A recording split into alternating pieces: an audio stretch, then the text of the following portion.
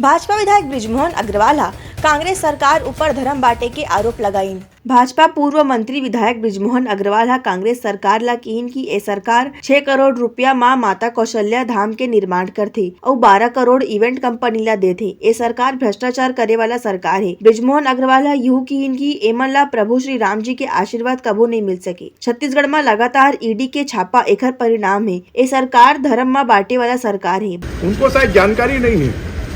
माँ कौशल्या की जन्मभूमि, माँ कौशल्या का धाम, अगर इसकी पहचान किसी ने की, पहली बार उसको शुरुआत किसी ने किया तो वो बीजेपी की सरकार ने शुरू किया। राम वनगमन पथ की भी पहचान किसी ने की तो बीजेपी की सरकार ने शुरू की। अभी खाली झूठे 6 करोड़ का माँ कौशल्या का धाम बनाते हैं और 12 करोड़ रुपए इवेंट एजेंसी को देते हैं। तो माँ कौशल्या का धाम बनाने में भी और राम वनगमन पथ बनाने में भी भ्रष्टाचार करने वाले लोगों को कभी राम का आशीर्वाद नहीं। राम पूरे देश के साथ है, जो मर्यादा का पालन करते हैं उनके साथ में है, और जो भी अन्याय अत्याचार के खिलाफ में विरोध करते हैं उनके साथ में राम।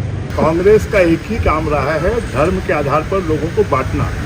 प्रभु राम पूरे विश्व के हैं, पूरे देश के हैं, मर्यादाओं को पालन करने वाले सभी लोगों के हैं, और इससे राम को बांटना ये इस देश को बांटने जैसा है। इसलिए राम सबके हैं, और ये तो दुनिया देख रही है कि अयोध्या में प्रभु राम का धाम कौन बना रहा है, काशी विश्वनाथ में भोलेनाथ का धाम कौन बना रहा है,